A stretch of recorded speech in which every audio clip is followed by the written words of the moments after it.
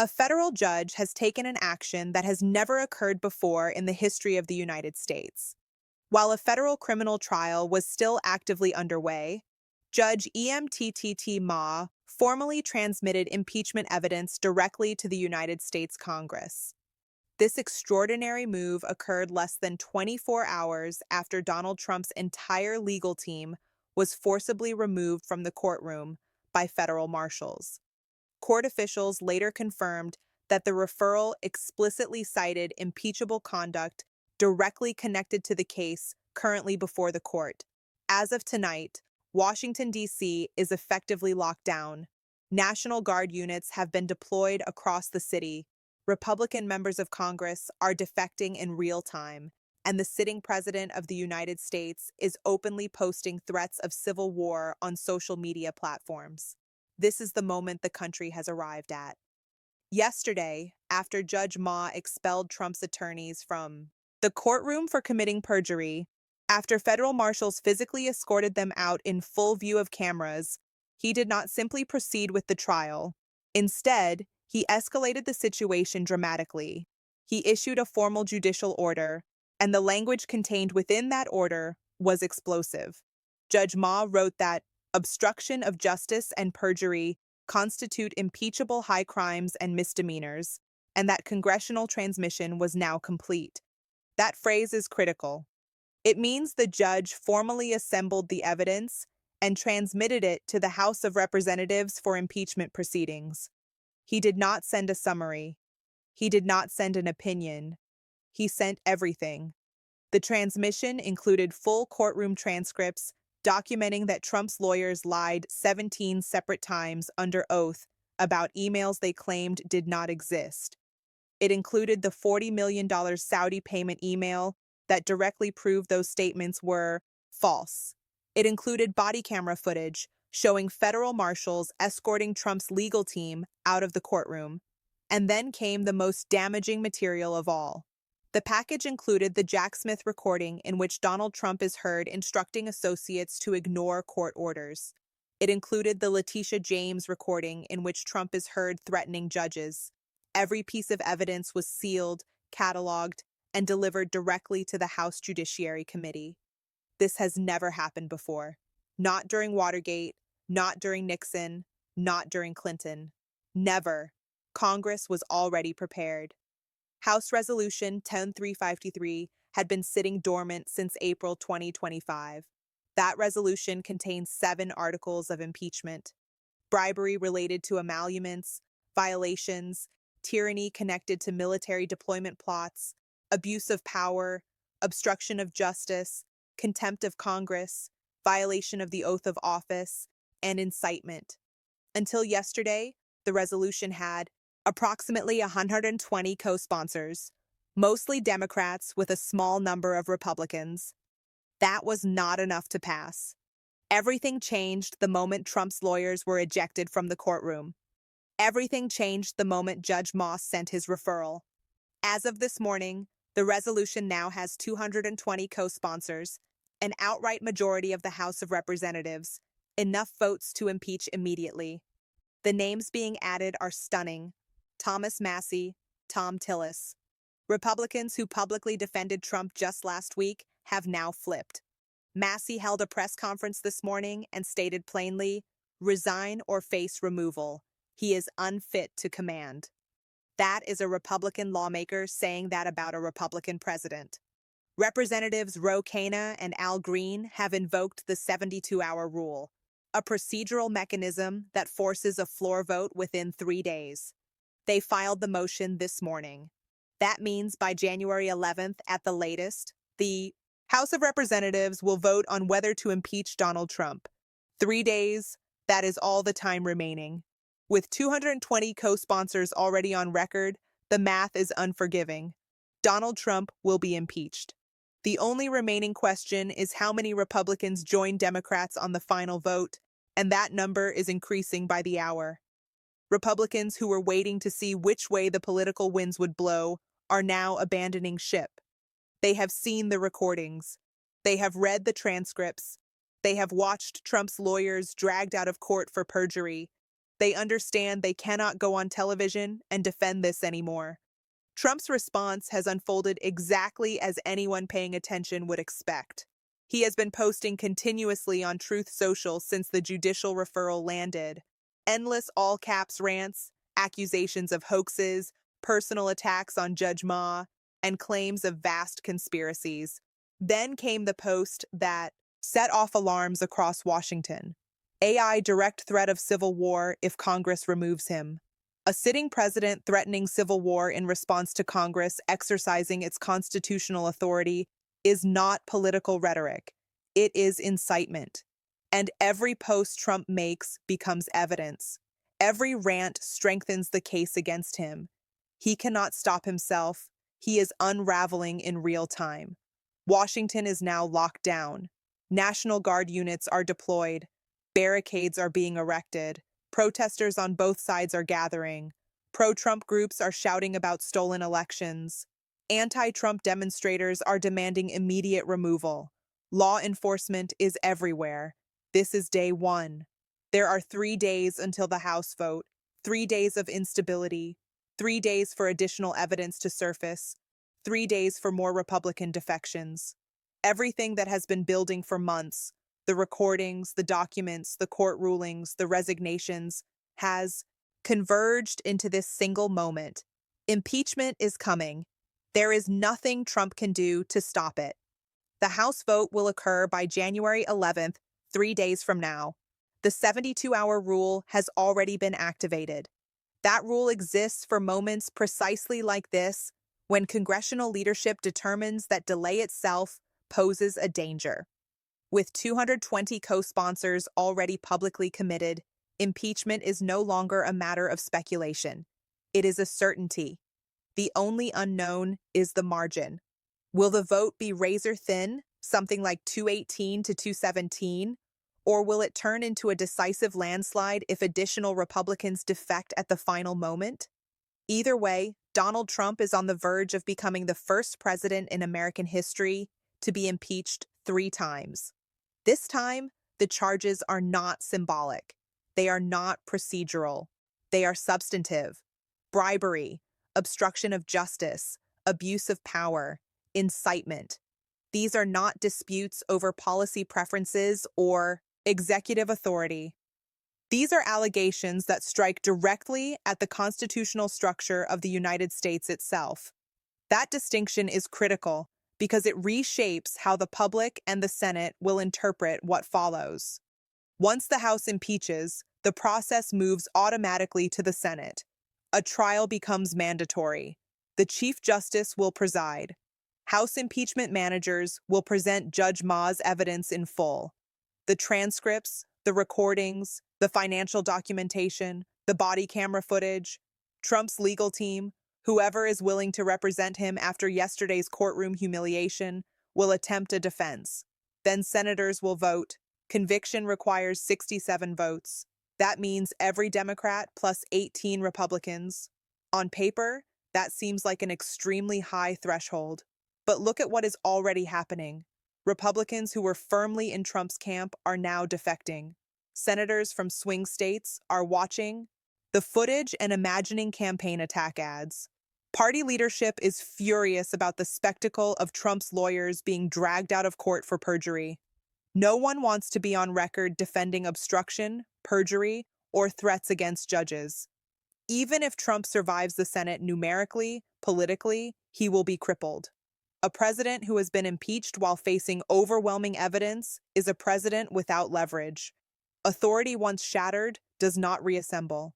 Trump himself remains the most volatile variable in this situation. His reaction so far has been erratic, aggressive, and deeply dangerous. Threats of civil war are not offhand remarks. They are warning signs. Law enforcement agencies are treating them with utmost seriousness. That is why the National Guard has been mobilized. That is why intelligence agencies are monitoring extremist communications. Authorities are preparing for the possibility of violence. History has taught them not to. Dismiss Trump's rhetoric is empty. The next 72 hours represent the most dangerous window. Trump understands that impeachment is unavoidable. He knows control is slipping away. And when Trump feels cornered, he escalates. He lashes out. He burns bridges. He invites chaos. That behavioral pattern is well documented. Officials across Washington are not sleeping tonight. Judge Ma's referral does not end with Congress. Evidence of perjury, obstruction, and witness intimidation has also been transmitted to prosecutors. If investigators can establish that Trump directed his attorneys to lie under oath, that constitutes suborning perjury, a serious federal offense. Obstruction of justice carries potential prison sentences. Witness intimidation does as well. Multiple grand juries are already active in Washington, New York, and Georgia.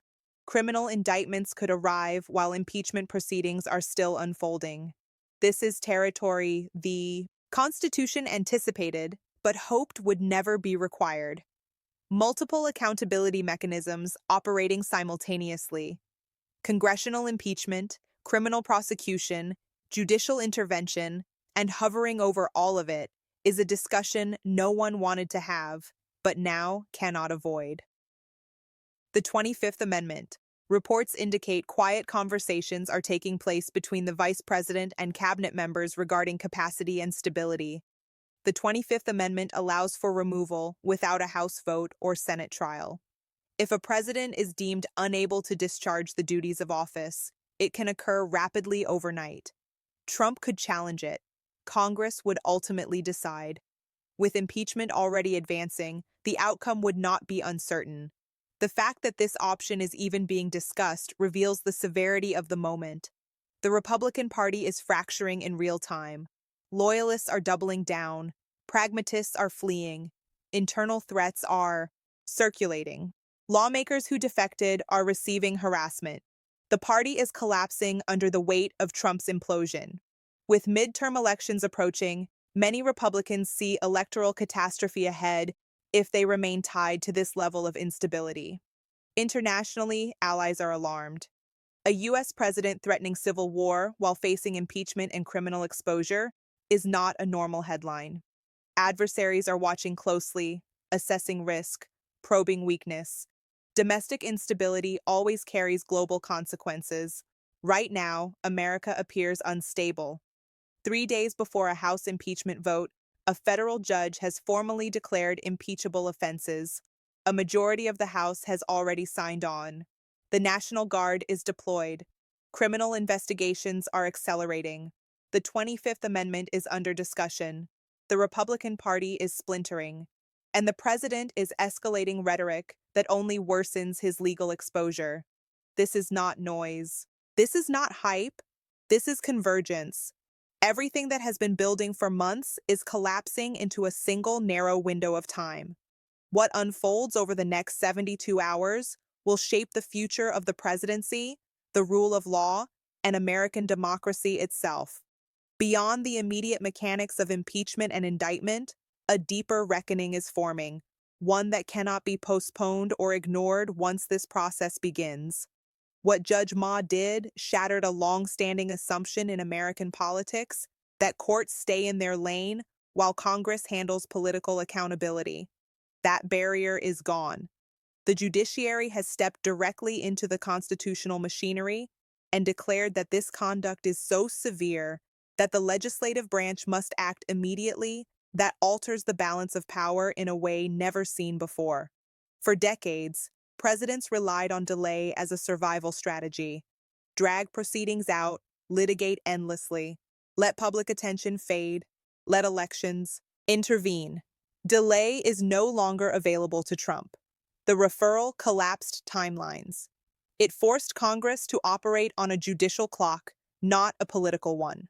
Once that clock begins, it does not stop for rallies, polling shifts, or threats. This is why Trump's allies are panicking behind the scenes. Even as they shout publicly, they understand impeachment is no longer the end game. It is the beginning of exposure. Senate trials bring witnesses, subpoenas, sworn testimony, cross-examination, evidence that has not yet surfaced publicly. Every layer peeled back increases legal risk, not just for Trump, but for everyone who enabled him. That is where the real fear spreads. Staffers, donors, political operatives, lawyers, advisors, people who believed loyalty would shield them, are now realizing loyalty only draws them closer to the blast radius. Cooperation becomes rational.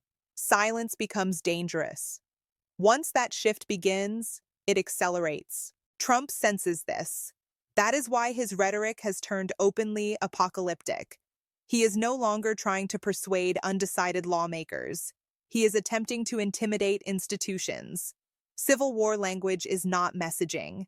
It is a threat designed to make Congress hesitate. Judges second guess, and officials fear consequences for doing their jobs. That tactic has failed.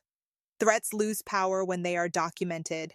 They do not freeze institutions, they harden them.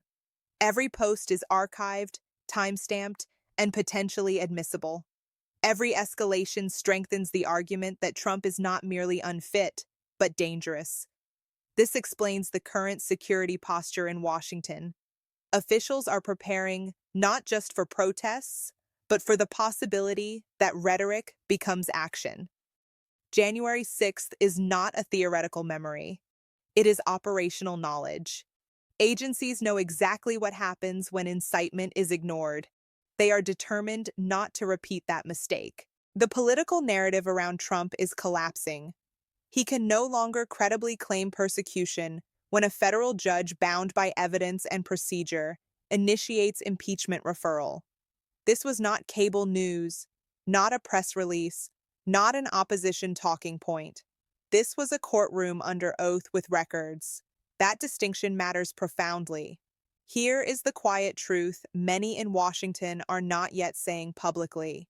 Even if Trump survives the Senate trial, his presidency does not recover from this. Authority once broken does not return. Every executive action would be challenged, every order questioned, every decision viewed through the lens of instability. Governance becomes nearly impossible. That is why contingency planning is happening everywhere in Congress, in federal agencies, among allies overseas. Scenarios range from resignation to removal to incapacitation. This is what constitutional crisis management looks like when guardrails are under extreme stress. When people ask whether this is truly the answer is precise. It is the end of the illusion of untouchability, the illusion that power overrides law, the illusion that consequences can always be outrun. What remains now is process. Cold, methodical, relentless process. The one force Trump has never been able to dominate. The countdown is real. The record is locked. The next move belongs not to Trump, but to the Constitution. What happens in the next 72 hours will not only determine Trump's fate, it will determine whether constitutional authority still carries gravity in the United States. Once impeachment shifts from theory to action, everything changes. The stakes harden, the language sharpens, consequences become unavoidable. By the time the House gave in for the impeachment vote, ambiguity will be gone. Members will not be voting on personality, loyalty, or politics. They will be voting on a documented record assembled by a federal judge, reinforced by sworn testimony, recordings, and physical evidence that strips away every familiar defense, no plausible deniability, no claims of context. The paper trail is complete. That is why Congress feels less like debate right now and more like preparation. Offices are coordinating security. Leadership is mapping multiple outcomes. Legal counsel is on standby. Everyone understands this is not an ordinary vote. It is a constitutional rupture point. Trump understands this as well, even if he cannot acknowledge it. His behavior reflects a man who knows time is no longer on his side. That is why grievance has turned into threat. That is why persuasion has given way to intimidation. He is betting fear will slow the process. That chaos will force hesitation. That disorder will buy time. But fear fails when it becomes evidence. Every message Trump posts is not a defense. It is an exhibit. The conversation surrounding the 25th Amendment has not faded. It exists as a pressure release mechanism for moments exactly like this. Its presence alone signals how seriously officials are taking Trump's conduct. The criminal process continues regardless of congressional action. Courts do not pause for politics. Prosecutors do not stop reviewing evidence because a president is angry. Impeachment accelerates criminal exposure by pulling evidence into the open under oath. That convergence is what makes this moment both dangerous and decisive. Trump is not confronting a single threat. He is facing multiple forces advancing simultaneously: congressional removal, criminal indictment, political abandonment, institutional isolation. None of them require his consent. The Republican Party knows it. The fractures forming now are permanent. Once defections begin, they do not reverse. Every silence grows louder. Every refusal to defend speaks volumes. That is why the next 3 days will feel relentless. More evidence, more statements, more resignations, more pressure, more panic from a president who has never faced a system that will not bend. Trump built his identity on the belief that rules are optional and consequences avoidable. What is happening now is the collapse of that belief, not rhetorically, but procedurally. When the House finally votes, it will not feel dramatic. It will feel inevitable, like the final step in a sequence already decided by evidence, process, and time. The question is no longer whether impeachment happens. The question is what survives.